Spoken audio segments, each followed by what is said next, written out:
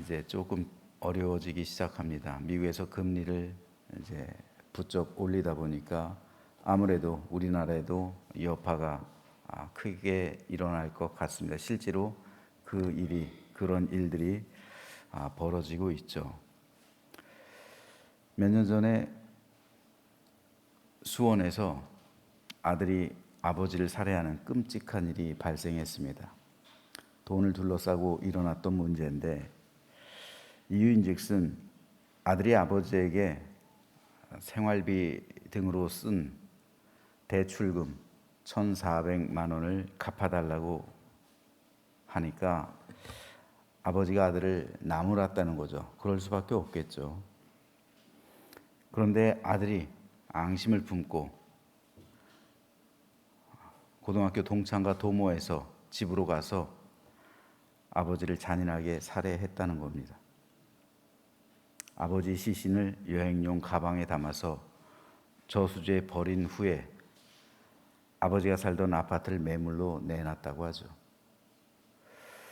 돈 때문에 아버지를 죽이고 형제, 자매, 심지어는 어머니를 죽이는 말도 안 되는 일들이 종종 뉴스로 전해져서 참 안타깝습니다.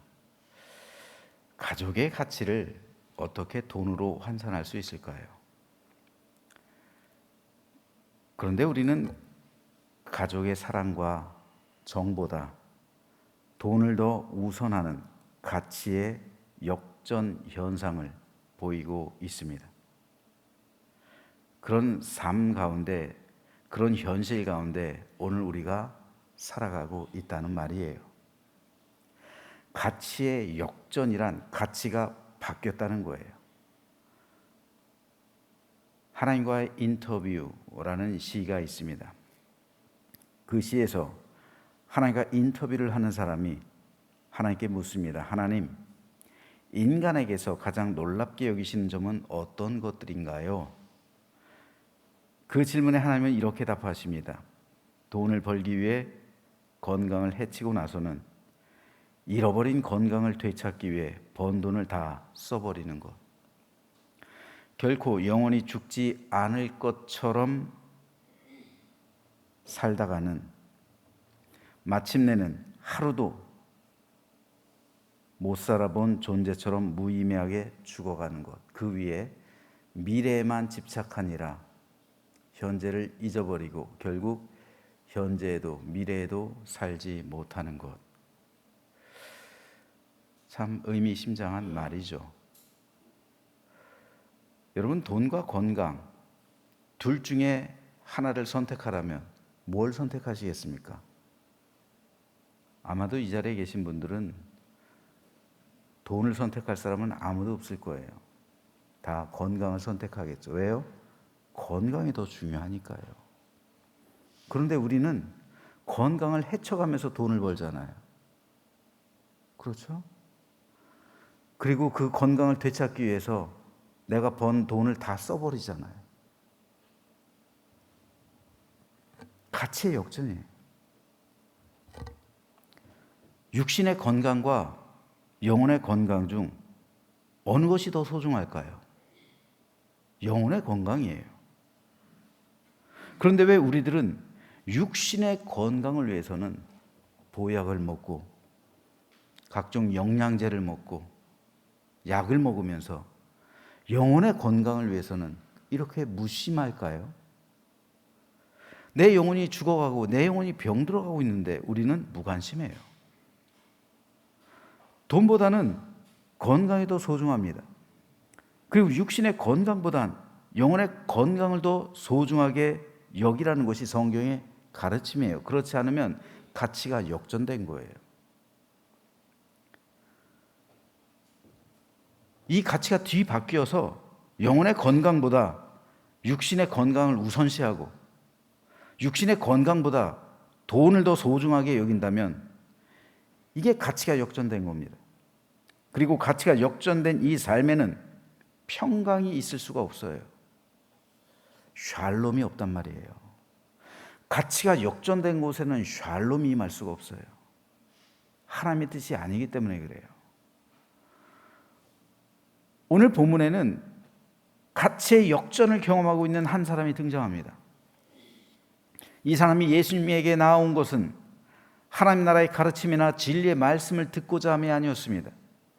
그는 예수님을 보자마자 이렇게 말합니다. 선생님, 내 형에게 명해서 유산을 나와 나누게 해 주십시오. 그는 예수님이 누구신지, 예수님이 가르치는 진리의 말씀과 하나님 나라가 무엇인지 전혀 관심이 없었어요. 그에게 관심은 오로지 아버지가 남긴 유산이었습니다. 그때나 지금이나 유산 문제는 참 해결하기 힘든 그런 문제인 것 같아요. 그 유산으로 인해 그 유산을 형이 다 독식한 것도 잘못이죠. 그 형도 탐심이 대단한 사람이겠죠. 하지만 그 유산을 그 형에게서 조금이라도 더 받아내야겠다라는 것 역시 그의 탐심이었고, 물론 그의 정당한 권리이기도 했지만, 그리고 그의 지대한 관심이었습니다. 이 관심을 가지고 예수님께 나아오니까 거룩하신 하나님의 아들을 보면서도 기껏 부탁한다는 것이 유산을 나누게 해달라는 말이었습니다. 그 사람은 예수님의 제자가 될 수도 있었고, 주님의 말씀과 가르침을 듣고 하나님의 자녀가 될 수도 있었습니다. 그러나 그는 예수님께 헛된 것을 구해요. 생명의 주인이신 예수님을 만나러 와서는 헛된 것을 구하는 그런 가치가 역전된 현상을 보이고 있었던 겁니다. 예수님께 나왔으면 예수님의 말씀을 듣고 그 말씀으로부터 천국 복음과 생명의 말씀을 들어야 하지 않겠습니까?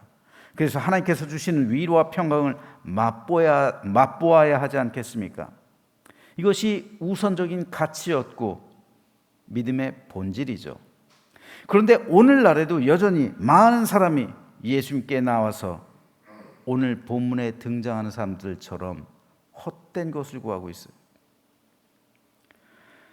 물론 재물은 이 세상 살아갈 동안 반드시 우리에게 필요합니다. 하지만 우리가 알아야 할 것은 돈이 차지하고 있는 위치예요. 돈이 아무리 소중하다 할지라도 건강보다 가치가 있지 않아요. 돈이 아무리 중요해도 가족 간 화목보다 우선할 수가 없어요. 이 세상의 평화와 내 영혼의 평안함보다 돈이 우선할 수도 없습니다. 돈은 이 모든 것들보다 뒤에 위치해야 돼요. 돈은 그것들을 위해 존재해야 되는 거죠. 가족을 위해 돈이 존재해야 되는 거예요. 그죠? 우리 어른들 돈을 왜 봅니까? 가족의 평강을 위해. 근데 아버지들이 말년에 겪는 그 우울함이 뭐예요? 평생을 돈을 위해 벌었는데 결국 가족들에게서 분리되잖아요. 돈을 벌었는데 가족에게서 분리가 돼요. 가치가 역전된 거죠. 그리고 아버지의 삶 속에서도 돈을 벌기 위해 가족을 등한히 했던 거죠.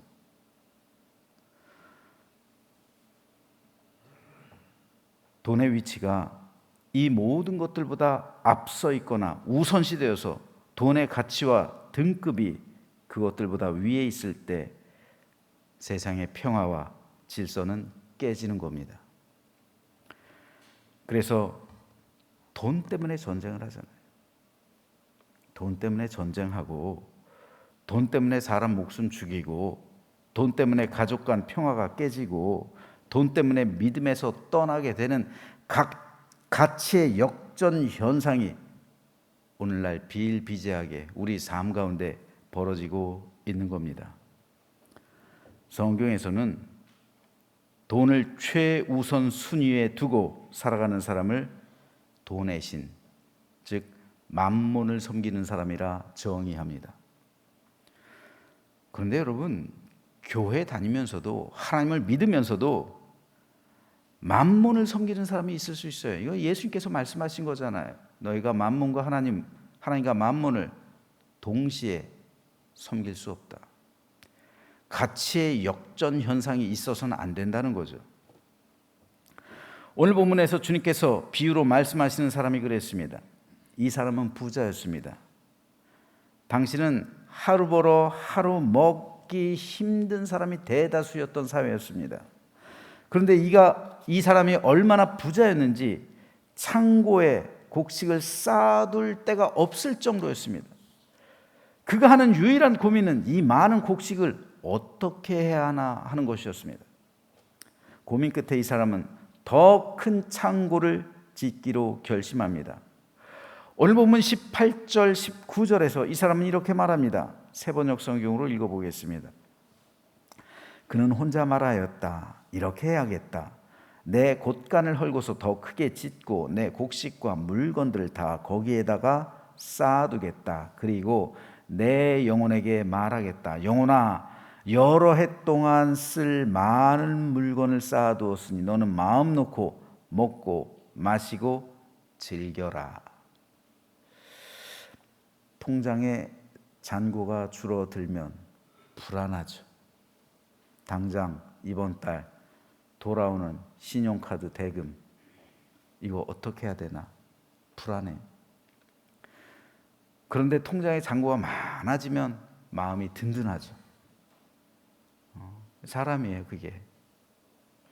그래서 그것을 위해서 살아가고 있어요. 이 사람이 그랬어요. 이 부자는 미래를 대비하는 자신이 현명하다 생각하며 자화자찬했습니다. 하지만 하나님은 그를 어리석다고 하셔요. 그러면서 이렇게 말씀합니다. 그러나 하나님께서 그에게 말씀하셨다. 어리석은 사람아, 오늘 밤에 내 영혼을 내게서 도로 찾을 것이다. 그러면 네가 장만한 것들이 누구의 것이 되겠느냐? 이 부자는 자기가 죽으리라고는 전혀 생각하지 않았어요. 여러분, 오늘 우리 역시 마찬가지예요. 내가 오늘 죽을 거라고 생각하는 사람 단 한 사람도 없어요. 하나님은 오늘 밤 네 영혼을 데려갈 것이다 말씀하시는데 이 사람은 바로 그날 오후에 열심히 계산하는 거예요. 자신의 미래를 위해서. 그러면서 이 곡간을 헐고 창고를 크게 져서 내가 가진 모든 곡식과 물건을 여기다 쌓아둬야겠다 결심하고 있는 거예요. 이것이 하나님 보시기에 어리석다는 거예요. 주님은 이 부자의 비유를 통해서 제자들에게 인생의 어리석음을 경계하고 계신 거예요.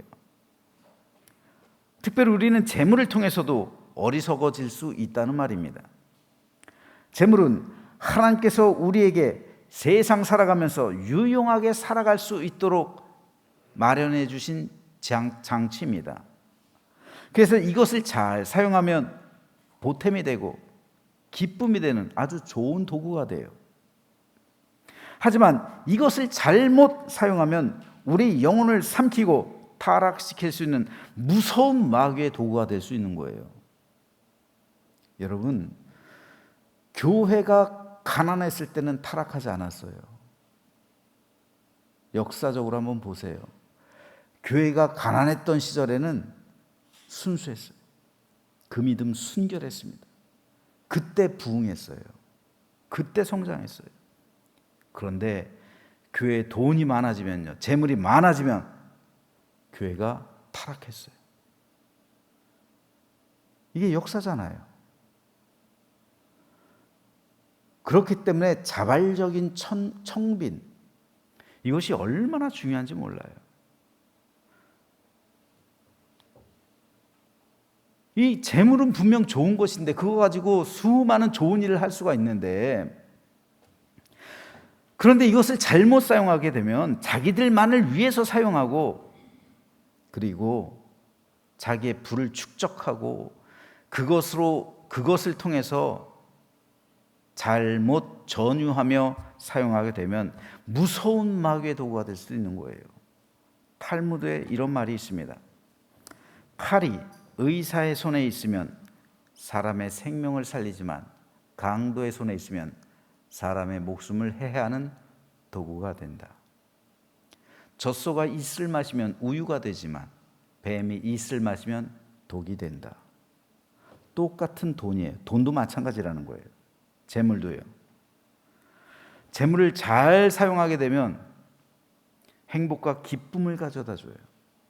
하지만 잘못 사용하면 내 영혼과 가정과 삶을 파괴시키는 무서운 도구가 되는 거예요. 따라서 주님은 오늘 본문의 비유를 통해서 제자들에게 올바른 재물에 대한 가르침을 주시고 있는 겁니다.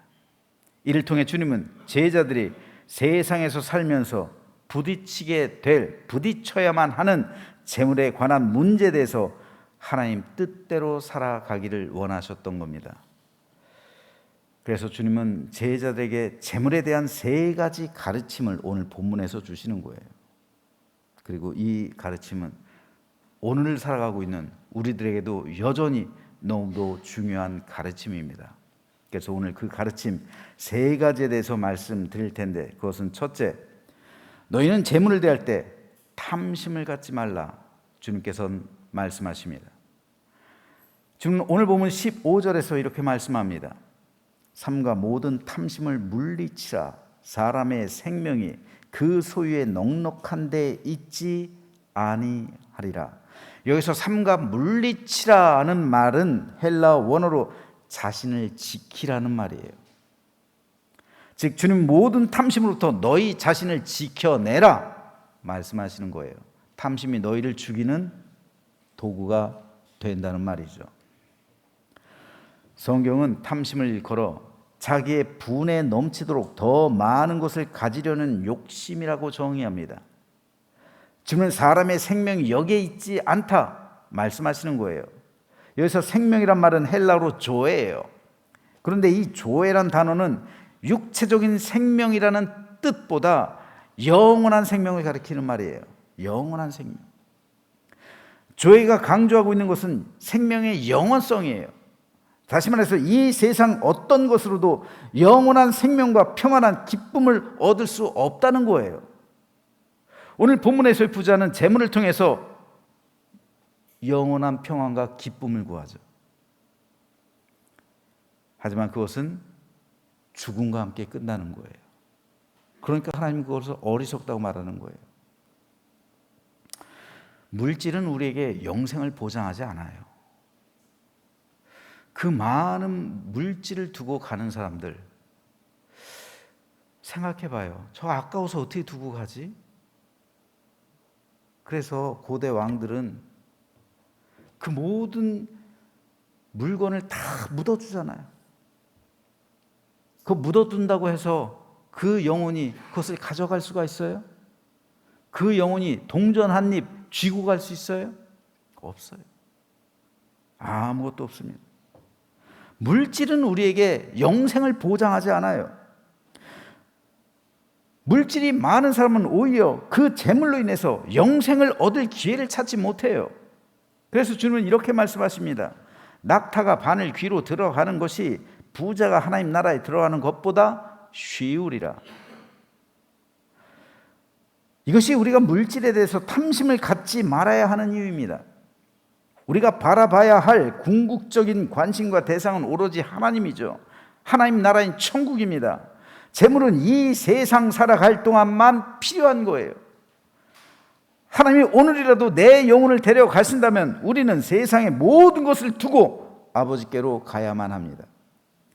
그런데 왜 너희들은 세상에서 천년 만년 살 것처럼 이 세상에다 쌓아두려 하느냐?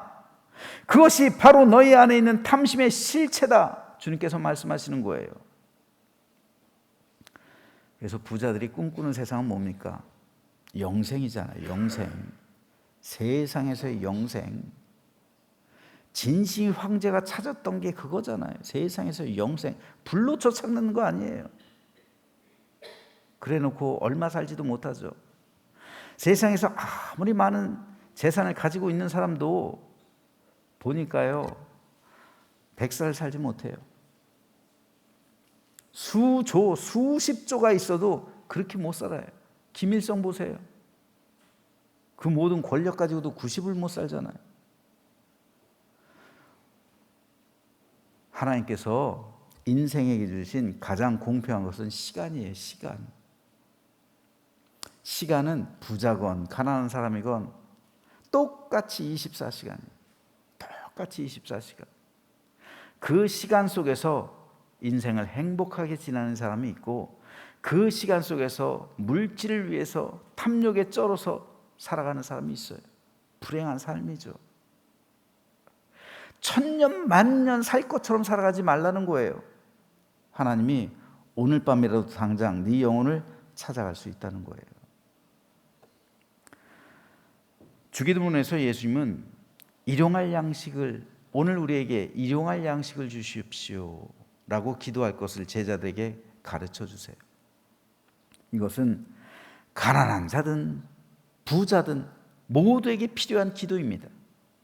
가난한 사람은 오늘도 일용할 양식을 저에게 주셔서 우리 가족 평안하게 살게 해주십시오 라고 기도해야 하는 것이고, 부자는 일용할 양식이면 좋카오니 그 이상 되는 것에 탐심을 갖지 말게 하시고 남는 것은 가난한 자들을 위해 베풀게 해주십시오. 이렇게 기도해야 되는 거예요. 이게 옳은 겁니다. 우리는 일용할 양식만 있으면 되는 거예요. 오늘 하루 우리가 먹고 우리가 기쁨을 누리면 그것으로 족한 것이에요. 일용할 양식을 구하는 기도는 가난한 자에겐 하나님의 도우심을 구하는 기도가 되는 것이고, 부자에겐 탐심을 경계하는 기도가 되는 거예요. 탐심에는 만족함이 없어요. 부자일수록 욕심이 더 많은 사실 아세요? 제가 말씀드렸죠. 연구했을 때 500억 자산가를 만났다고요. 500억 자산가의 꿈이 뭐라고요? 뭐라고 했다고 했어요? 1000억 만드는 거예요. 1000억 만드는 게 꿈이에요. 1000억대 부자하고 수백억대 부자랑 또 레벨이 다르대요. 또 1000억대 부자하고 조를 가진 부자는 또 다르고요. 그 사이로 진입하기 위해서 500억 가진 사람이 1000억을 채우는, 탐심은 만족함이 없는 거예요, 여러분. 500억이 아니라 5억만 있어도 할렐루야겠네.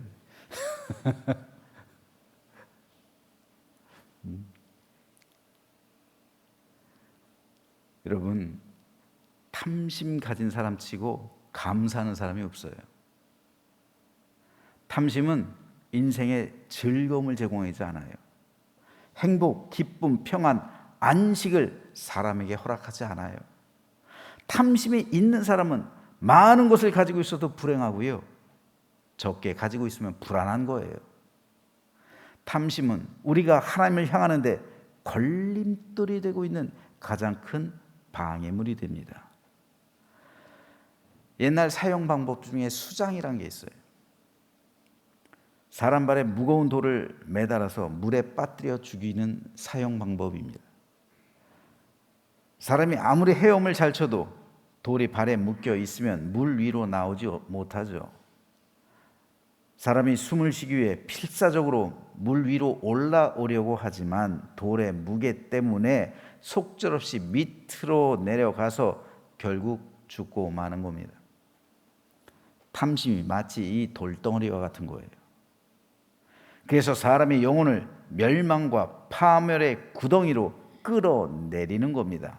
그러므로 탐심을 가진 사람들은 하나같이 다 멸망할 수밖에 없어요. 하지만 우리 그리스도인들은 이 탐심에서 해방된 사람들입니다. 이 탐심에서 해방된 사람들이 그리스도인들이라고요.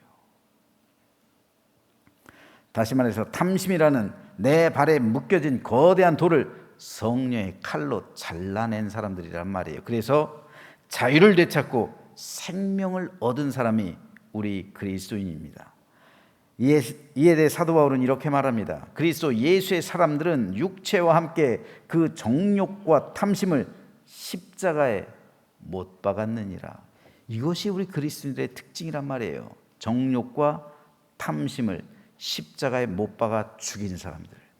그래서 새 생명을, 주님의 부활과 함께 새로운 생명을 입고 새 사람이 된 사람, 그리스도인이란 말이에요. 그러므로 그리스도 예수의 사람들은 재물을 세상에 쌓아두는 사람이 아니라 재물을 나누고 베풀라는 사명을 하나님께로부터 받은 사람들이에요. 그러므로 우리가 참된 그리스도의 제자가 되기 위해선 바울의 말과 같이 우리 안에 있는 탐심을 십자가에 못 박아 죽여야 하는데, 그 탐심의 실체가 바로 우상숭배라는 거예요. 이 시간 아직까지 내 안에 있는 탐심의 모습이 남아 있다면 그리스도 예수의 십자가에 이것을 못 박아 죽이시고 우상숭배에서 벗어나시고 참된 자유를 되찾고 모든 것이 회복되어지는 복된 삶이 되실 주님의 이름으로 축복합니다. 둘째, 주님은 제자들에게 너희는 재물의 주인이 아니라 청지기로 살라고 오늘 본문을 통해 말씀하십니다.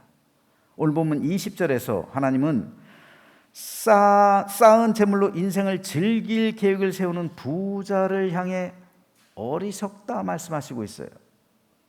왜 하나님이 이 부자를 어리석다고 말씀하십니까? 그것은 부자가 진정한 소유권이 누구에게 있는지 알지 못하며 살아가고 있었기 때문입니다. 부자는 이 모든 재물이 내 것이라고 생각했어요. 그러나 하나님은 그것이 네 것이 아니라 말씀하시는 거예요. 부자는 이것이 내 것이라고 생각했는데 하나님은 그건 네 것이 아니다 말하는 거예요. 만일 이게 진짜 부자의 것이었다면 죽어서도 이걸 가져가야죠. 그렇죠? 진짜 이게 내 거라면 죽어서도 가져가야죠. 하지만 세상에 수많은 금은 보화를 쌓아 놓는다 한들 이것을 가져갈 수 있는 사람은 그 아무도 없습니다. 세상 모든 것은 다 하나님의 것이기 때문이에요. 이 세상 모든 것 다 하나님이 만드셨습니다. 그러므로 이 세상에 속한 모든 것은 다 하나님의 것이에요. 하나님께서 주인이란 말이에요. 이 지구란 땅이 누구의 것이에요? 하나님 거잖아요. 근데 그 땅을 내 것이라고 우리가 등기부 등본하면서 이건 내 땅이야. 그렇죠? 언제까지? 내가 살아있을 동안만요. 내가 죽은 다음에 그 땅은 내 땅이 아니에요. 내가 살아있을 동안만 내 땅인 거예요. 그럼 본질적으로 다 하나님 거예요. 지구가 하나님 거지 우리 사람 겁니까? 우리 건강도 하나님 거고요. 우리 생명도 하나님 겁니다. 세상에서 가장 어리석은 사람이 이 평범한 진리를 깨닫지 못하는 사람입니다. 청지기는 주인의 것을 맡은 사람이지 그 자신이 주인이 아니란 말이에요. 그런데 청지기가 주인이 되려 하는 것은 인간이 곧 하나님이 되려 하는 것과 똑같은 이치입니다. 우리는 아무것도 소유할 수 없습니다. 하나님은 우리를 그런 존재로 만드셨어요. 하나님께서 사람을 위해 에덴 동산을 주셨죠. 하지만 그것은 에덴 동산에서 삶을 누리는 것을 의미하는 것이지 에덴 동산의 소유권을 주신 게 아니에요. 인류는 에덴 동산의 주인이 아닙니다. 그런데 주인이 허락하지 않은 선악과 그것을 취하는 순간 주인 행세를 하고 있는 거예요. 그로 인해 인류는 타락한 겁니다.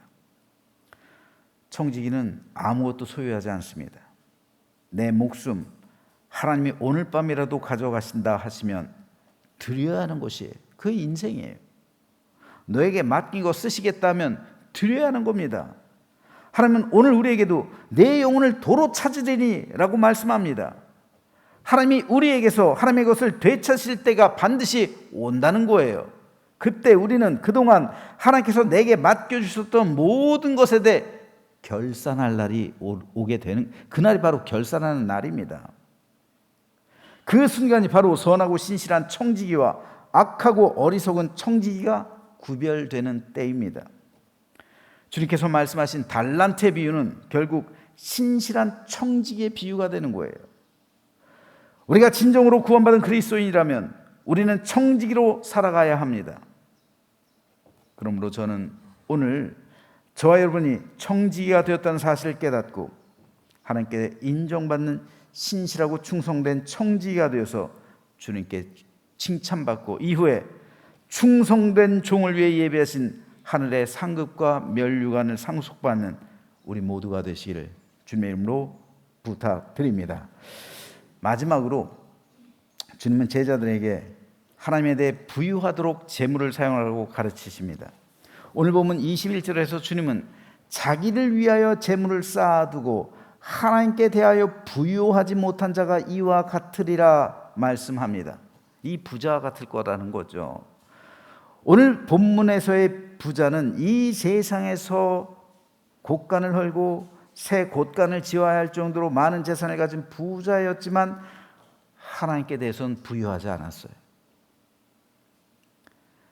여기서 하나님께 대하여 부유하지 못한 자라는 말은 헬라어 원어로 하나님을 향하여 부유하지 않은 자라는 뜻이에요. 하나님을 향하여 부유하지 않은 자. 이 세상을 향한 부자가 있고요, 하나님을 향한 부자가 있어요.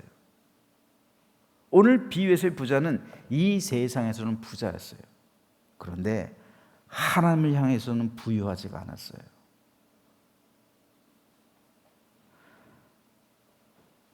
그렇다면 오늘 우리들은 어떨까요? 우리 그리스도인들은 달라야죠. 이것이 주님께서 재산을 대하는 마지막 세 번째 가르침인데 그 재산을 하나님을 위해 부유한 자로 사용하라는 거예요.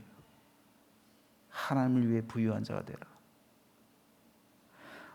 우리는 어느 쪽을 향해 부자가 되려고, 부유한 자가 되려고 애씁니까? 그리스도인들도 세상의 부를 위해서 애쓰고 수고하고 살아가고 있어요. 하지만 우리들이 진정으로 바라봐야 할 부유의 대상은 하나님이십니다.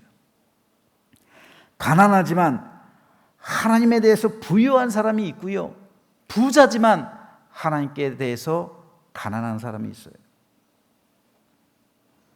많은 사람이 세상을 향한 부자를 꿈꿉니다. 하지만 예수님은 우리에게 하나님에 대해서 부유하라 말씀하시는 거예요.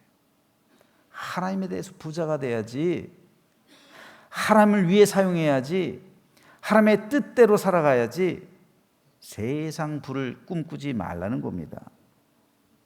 그래서 예수님은 이 예수님께 나온 사람의 청을 거절하시는 거예요. 그것은 세상을 향한 부, 이 사람은 세상을 향한 부를 꿈꾸던 사람이었기 때문에요. 이에 대해 예수님은 요한계시록 2장에서 서머나 교회를 향해 이렇게 말씀하십니다. 내가 네 환난과 궁핍을 알거니와 실상은 네가 부유한 자니라. 서머나 교회 성도들은 세상을 향해선 가난했어요. 하지만 하나님을 향해선 부유한 사람들이었습니다. 하나님께서 원하시는 믿음이 바로 이런 믿음이라는 거예요. 우리가 비록 이 세상을 향해선 가난하다 할지라도 하나님을 향해선 얼마든지 부유해질 수 있다는 말이에요. 가난, 부, 이것은 어떤 절대적인 평가가 아니라는 거예요. 예수님은 성전에서 과부가 없는 중에 하나님께 드리는 두 렙돈을 보시면서 이 사람이 여기에는 그 누구보다 많이 하나님께 드렸다 선언하시죠. 이 과부는 하나님에 대해서 부유했단 말이에요.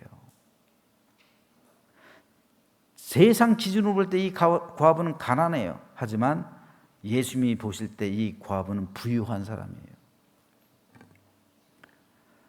그 결과 이 과부는 천국에서 그에 합당한 상급을 받게 될 것이었습니다. 이 사실을 주님은 이렇게 말씀하세요. 너희를 위하여 보물을 땅에 쌓아두지 말라. 거기는 좀과 동록이 해하며 도둑이 구멍을 뚫고 도둑질하느니라. 오직 너희를 위하여 보물을 하늘에 쌓아두라. 거기는 좀이나 동록이 해하지 못하며 도둑이 구멍을 뚫지도 못하고 도둑질도 못하느니라. 내 보물 있는 그곳에는 내 마음도 있느니라. 이것이 말씀하는 게 뭡니까? 하나님에 대해서 부유하라는 거예요. 천국에 대해서 부유하라는 겁니다. 주님의 제자들과 초대교회 성도들은 주님의 이 가르침을 신실하게 따랐어요. 그래서 재산을 다 나누었죠. 오늘 우리 또한 주님의 이 가르침을 신실하게 따라가야 할 줄로 믿습니다. 오늘 말씀 정리하겠습니다. 오늘 본문의 부자 비유를 통해 주님은 제자들에게 재물에 대한 가르침을 3가지 주시는데, 그것은 첫째, 재물에 대한 탐심을 버리라는 것이고, 둘째, 재물에 대한 청지기로 살아가는 것이며, 셋째, 하나님에 대해서 부유하도록 재물을 사용하라는 것입니다. 이것이 그리스도인이 가져야 하는 재물관이에요. 예수님께서 가르쳐 주신 재물에 대한 어떤 기준이 되는 겁니다. 그러므로 주님의 제자가 되길 원하는 성도는 주님의 이 가르침을 따라 살아가야 할 줄로 믿습니다.